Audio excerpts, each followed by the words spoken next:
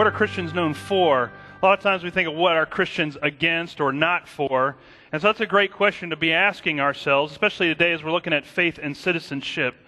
And before we answer that question, I want to actually ask another couple other questions as they relate to the environment and how we relate as citizens of faith to our nation. And so to kind of bring these two worlds together, I actually want to step back a little bit and ask a couple other questions to kind of help frame us in answering that question of what are we known for, and hopefully what we would hope to be known for. So the first question I actually have this morning is, are we a Christian nation?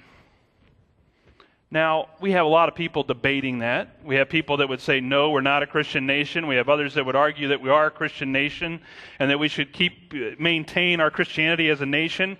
And so there's certainly evidence that both sides point to. And one thing that we could look to is, as we mentioned in week 1, we know that the First Continental Congress started with prayer and Bible reading. So they started off with their faith informing one of the first acts of our country to create our country.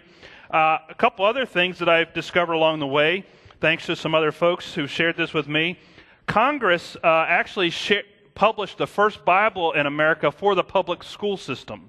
So the U.S. Congress printed a Bible and distributed it to the schools earlier in our church, in our nation's history.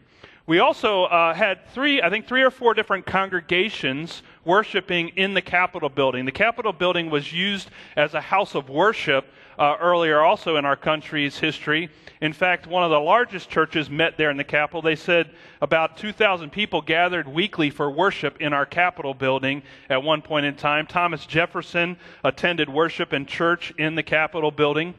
And so we can point to some of these things in our Christian heritage that say, hey, we're a Christian nation. There are some things that were distinctly Christian about our nation in our history. And so we have this strong Christian heritage.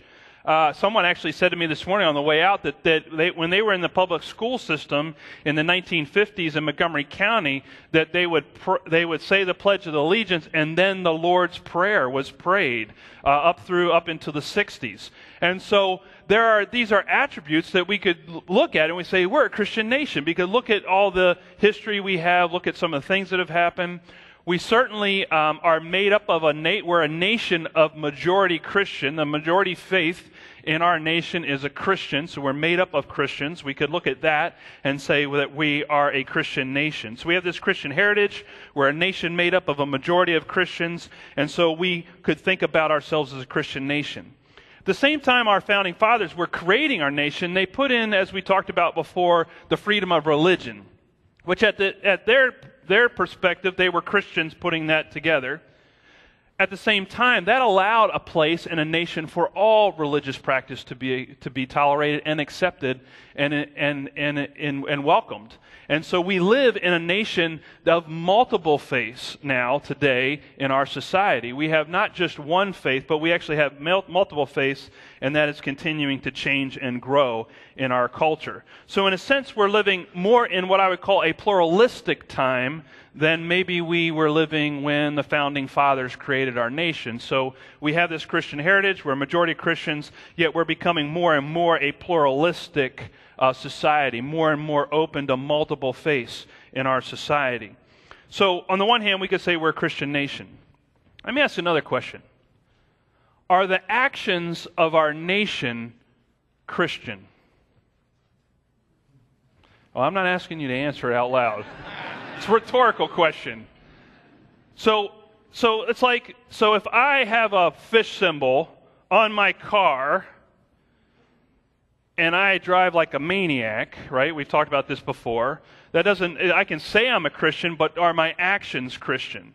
Or you may have a Glenmar bumper magnet on your car. Does that make you a Glenmartian or a member of Glenmar, right?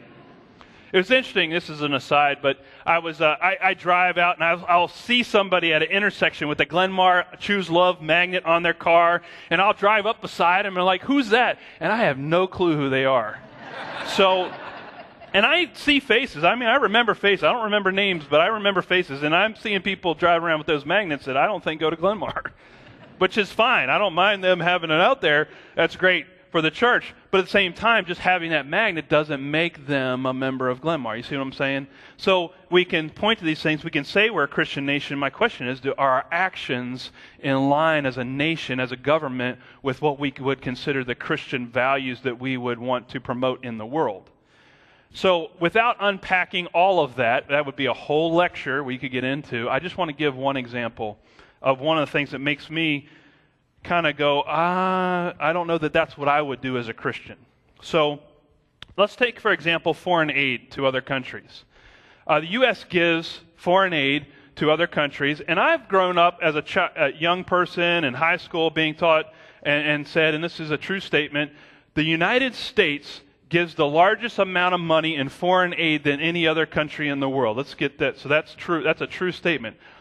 We give more money as a nation than any other nation. And so I grew up thinking we're a pretty generous nation, right?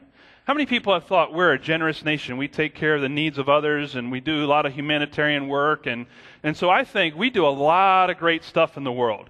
And so I think that's an attribute of a Christian nation, to take care of the needs of other people and to be generous with their wealth. We're also the wealthiest nation in the world. So everybody remember that, right? So, if you look at percentage, how much we give as a percentage of our gross national income or gross national product, this is what we have. This comes from the State Department. This is a chart from the State Department. In 2004, the United States gave 0.2% of its income to foreign aid around the world. Okay, so I hope that everybody in this room gives more than 0.2% of their income to charity. I hope. If you don't, talk to me after the service. I'll challenge you a little bit to be charitable, because there are a lot of great charities in the world. But so we give about 0.2% of our income to the world in foreign aid. That's 2004. This chart's from 2002. This is coming straight from the State Department. I could not find any of this information more recent. This is the last documented report that they gave that I could find from the State Department. So we get 0.2%. If you notice as a percentage of total income, you'll see that we are number 22 on the list compared to other developing countries. Denmark is the most generous country when it comes to foreign aid and giving aid to other places. Notice that New Zealand, Greece, and Italy are above the United States in terms of giving in foreign aid and being generous in their foreign aid. We're at the bottom of this particular list of major developing countries that give away aid. Now, I thought, well, that says a lot. When I started to look and read the report as to where that aid went, anybody want to take a guess at the number one foreign aid recipient of the United States? Anybody want to take a guess? Israel. I knew we had some government people in the room. Israel, followed by Egypt, followed just recently by Iraq, because a lot of that foreign aid went back into Iraq to help rebuild Iraq. So that also brings up another thing. When foreign aid is sent to another country, it's actually broken out into different categories. One category is military aid. So part of that foreign aid giving is to help in militaries in other countries. Part of it is to help redevelopment or development or political security interests in other countries. And then a portion of that, about what I saw in the report, about 15% was humanitarian aid. So, those are the humanitarian. So we always think we're giving a lot away in humanitarian aid, when in reality, we're giving a very small percentage of our income, the wealthiest nation in the world, giving a very small percentage away, and not a lot of that is humanitarian. So that makes me kind of rethink my thought growing up that, are we a generous nation? Is generosity the characteristic of a Christian nation, or would it be a characteristic of a Christian nation? I just raised that as an example. There are others that we could say, yes, we are, and no, we're not, that thing. The other thing that also struck me this week was last week, as I was preparing last week's sermon, I actually put a call into the local imam of the mosque of the Islamic faith here in Howard County. And because I wanted to understand a different perspective, I wanted to understand the Islamic perspective on what was happening in Libya, and I told him that I had been preparing this sermon on religion and politics and want to understand more about the Islamic perspective on this. And of course, it took us a while. We played phone tag. I actually talked to him this week, and obviously he was not in agreement with what was happening in the name of the Islamic faith in Egypt. He was saying, no, these are individuals working outside the Islamic faith that are doing these violent things. This is not something that we're taught to do or that our faith teaches us. And as we were talking about it, he was beginning to explain to me that Islam is a way of life. And I was saying, yeah, well, and I was sharing with him that Christianity is a way of life. And in our conversation about Islam and Christianity, he brought up another side. He made a comment that struck me was very interesting to me. So think about this. So I've got someone looking at our nation from another perspective, is what I'm saying. From another faith perspective and from another perspective. And he says, the United States way of life is capitalism. So he didn't see the nation as a Christian way of life or an Islamic way of life. He was viewing our nation as a capitalist way of life, which kind of struck me. And it made me really think, so that's one person's opinion, I realize. But other people in the world, as they look at our nation, what do they see? Do they see a Christian nation? Or do they see a capitalist nation? And how does that strike them? And was Christ known in that way? Would I want Christianity to be viewed in that way? I'm not sure that I would. So I'm raising this because, for me, a more accurate way of maybe viewing our country and our nation is that we're a post-Christian nation. Does that make sense? That we have a strong Christian heritage, that we have Christians that make up our country, but that I think that possibly as a nation we have moved away from that place, and that we are probably more of a post-Christian nation and more of a pluralistic nation where many things and many viewpoints are at play in our nation. The reason I raise this is because I think we're moving more towards what the church was like in the first century. Keep in mind that in the first century, when Paul and Jesus wrote and spoke the passages that we heard this morning, were they living in a Christian nation? No. They were living under a Roman government. And in the Roman religious climate was actually pluralistic. It had multiple gods, multiple faiths, multiple understandings and philosophies of the world around them. And so they were in the first century society, the government was more pluralistic. And so here Paul and Jesus are writing and teaching. What are they teaching? They're teaching, well, first of all, pay your taxes, right? Everybody got that one, right? Because all the government workers here need us to pay our taxes. So we need to pay our taxes. So they're saying pay your taxes. But keep this in mind. In the first century, in fact, in the second half of the first century, when Paul wrote that passage in Romans, the Roman government was beginning to persecute Christians. So here is a person who's been jailed multiple times by the authorities saying, respect the authorities. Respect those that are in government. Pay your taxes. Be a good citizen and reflect God's goodness, to honor God. That as we act as good citizens, we're honoring God, not only honoring the authorities. That's what he is saying in general. There are times where there would be exceptions to that, but in general, that's what Paul is saying. Jesus also says something very similar in his response. They were trying to trap him and to get him to say, don't pay your taxes, because if they got him to say you shouldn't pay your taxes to Caesar, they could then have him arrested for insurrection, so they were trying to trap him in that. And if he says, well, pay your taxes, then he was going to upset the people who were being oppressed by the Roman tax law at that time. It was an oppressive system of taxation, and so the people were not in favor of the Roman government. And so they're trying to get him to tip the scale one way or the other, and what amazes them is that he doesn't fall for that trap. He says, render unto Caesar what is Caesar's and render unto God what is God's. He's saying, honor Caesar and honor God at the same time. And so that's really what, again, Paul is also saying and reinforces that belief system. So if we're in this post-Christian nation, and we're citizens of this nation, we're living as citizens in this nation, what's our relationship to this nation? That's what I want to talk about just a little bit. They also taught in the New Testament, 1 Peter chapter 2 says this, "But you are not like that, for you are a chosen people. You are royal priests, a holy nation, God's very own possession. As a result, you can show others the goodness of God, for He called you out of the darkness into His wonderful light." The New Testament is calling us, Christians, followers of Christ, to be this holy nation within a nation, is what it's saying.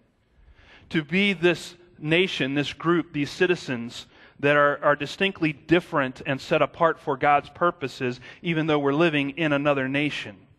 So that's what they're saying. How many people remember 2 weeks ago we talked about Samuel? Remember Samuel? And the people came and asked for a king, and they said, "We want a king," and God said, "We'll see, they're rejecting me as their king." Because the original idea for God was God wanted to create a royal priesthood, a holy nation. And here the New Testament authors are calling the followers of Christ back to be this holy nation under God and living for God, to make God and Christianity and following Christ their way of life, to make themselves a holy nation. We also saw that in Philippians. If you were here this summer, we studied the book of Philippians. Philippians chapter 1, verse 27 says, "Above all, you must live as citizens of heaven, conducting yourselves in a manner worthy of the good news about Christ." Do you hear that again? Citizens of heaven, holy nation. This nation within a nation. These citizens within another citizenship. So in a sense, if I'm a Christian, I have dual citizenship. I'm a citizen of the United States, and I'm proud to be a citizen of the United States. I still think we have a great country, one of the greatest countries in the world.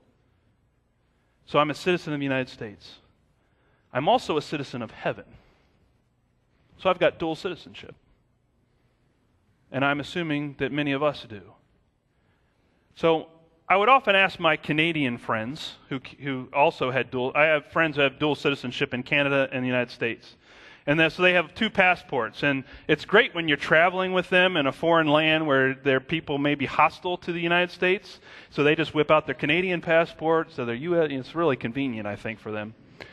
I especially saw that when I was in Egypt. But one of the things is, I ask them, I say, "So are you more a Canadian or more an American?" And they look at me as in my ignorance, and they go, "Well, and I'm American, stupid, We're from North America, right?" That's the Canadian response. I'm just telling you what they tell me. The 8 o'clock service didn't laugh very well at that one either. So I'll just scratch it for 11. Okay. So the Canadian, I'll ask him, I'll say, "So where are you more a United States citizen or are you a Canadian? Which is it? You got this dual citizenship going." And then comes the great phrase that we all know, "Home is where the heart is," right? So the question for us as citizens of heaven and citizens of the United States is, where's our heart? Where's our heart? Are we more citizens of the United States, or are we more citizens of heaven? And that's an important question to answer for ourselves, because it helps us to understand how we will relate to the nation in which we live in. Are we more citizens of heaven, called to be a part of a holy nation, living within another nation, or do we see our nation synonymous with Christianity, and that what our nation does is Christian? You see, is this making sense this morning? I see some people yawning, so I'm not sure. So just be aware of that. So how we think about it, it's very important how we make sense of that.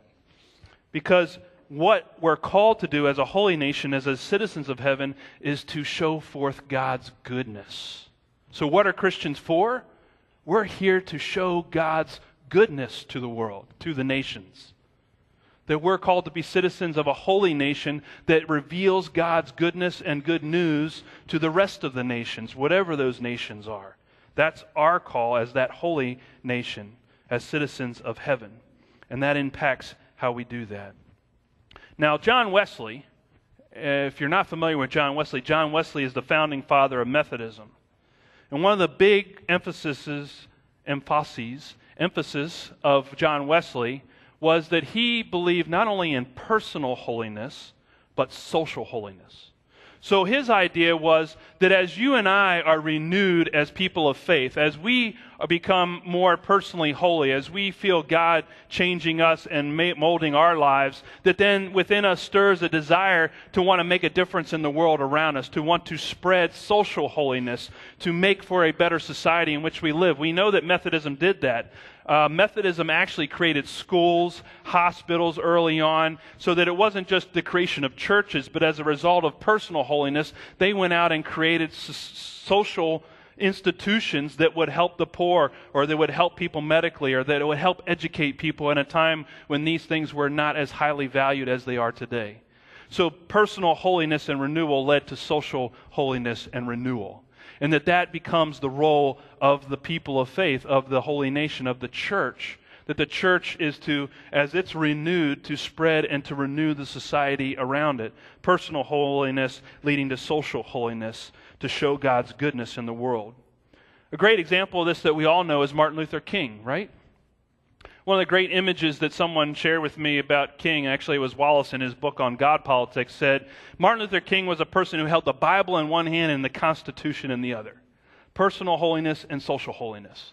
These two images I have of King as he went about the civil rights movement. Now, King was on his way back from winning the Nobel Peace Prize. He had just won the Nobel Peace Prize. They had passed the civil rights law in the United States. He was on his way back to Atlanta after receiving the Nobel Peace Prize. He stopped off in Washington to meet with Lyndon Johnson, the President of the United States at that time. They met together in Johnson's office, and King was pressing Johnson and saying, we need to pass a Voter Rights Act so that blacks can vote in the United States. And he was pushing Johnson for that to happen. Johnson's response to King was, we just got through the civil rights movement. Can we just kind of, let things kind of settle in? Can we just kind of let things ride? He said, and then Johnson said, it's going to be at least another 5 to 10 years before we can even get the Voting Rights Act through Congress and the House and into law. And so Johnson was basically saying to King, it's just not going to happen. Well, he was talking to Martin Luther King. So King left Johnson's office, went home to Atlanta, and began to organize a famous march, the March into Selma, Alabama. It's famously known as Bloody Sunday, March 7th, 1965. King led a few hundred people across that famous bridge into Selma, Alabama, and were met with police and many of them were beaten, some of them close to their life, losing their lives, and jailed in Selma, Alabama. King made it back. The next week, they organized another march. More people gathered in that march, and they went across the bridge. But the second march, they got across the bridge, they turned around and came back. 2 weeks after the first march, several hundred clergy from around the nation gathered with King, and also under military protection, I understand, marched back into Selma, Alabama, and there was no incident. Now, after that march on Selma, 5 months later, the Voting Rights Act was passed. Not 5 years, not 10 years, 5 months. What happened was the church came together and said, we need to do the right thing. They became the conscience of the state and called the government and the state to a different value system. And in a sense, they saw themselves as a way to shift the winds of change, to make a statement, to say, we do need to do this because we are called to do this by God. They felt that. They made a change because of that. They became the conscience of the state.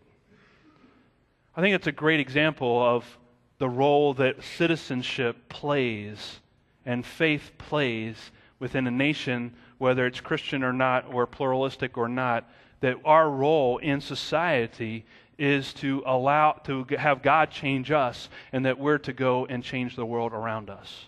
King wasn't a great example of that. If you actually want to know more about marching with Dr. Martin Luther King, Shirley Burbank is here. Raise your hand, Shirley. Shirley's actually marched with Dr. King, not at Selma, but at another march. And so if you want any more history lesson on that, Shirley marched with Dr. King. She'd be glad to share her story with you as well. So it was a group of religious people that helped change and reorient the nation's politics in a different direction. So that gets us back to the question, what are Christians known for? Well, what do you want to be known for? When you think of yourself, when I think of myself, and when you think of yourself as a Christian, what do you want to be known for? What do you want people to say about Christ? What do you want people to know about Christ? What are those best attributes you'd like the world to know about Christ and about being a Christian? I'm going to open it up. One word. Just shoot out one word. Compassion, care, love, salvation, forgiveness, peace, acceptance, generosity. Yes, I was going to say that one if you didn't. Sacrifice, solidarity, fairness, justice, servanthood. So these are all great attributes that we could be known for. Now, let me just share with you one last quote. I was reading Habits of the Heart, and I'll pull a quote from there. John Adams, Thomas Jefferson, Thomas Paine, Alexander Hamilton, and James Madison agreed that the government could not be made up of special interest groups.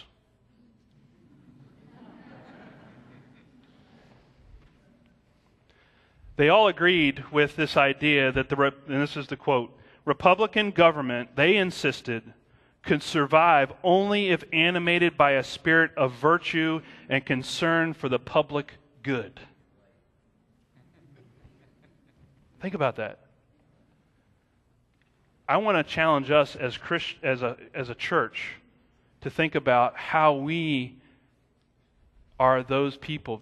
What they're saying is our government doesn't work without those things. That we as citizens we need to be the ones who stand up and call our government, just as King did, to the best virtues of Christianity, to the best virtues for the common good. Not for our own good, but for the common good, for the public good, to work for that good. And as Peter says to us, to show God's goodness. To show God's goodness. So as a United States citizen and as a citizen of heaven, I am to reveal God's goodness. And I hope you will too.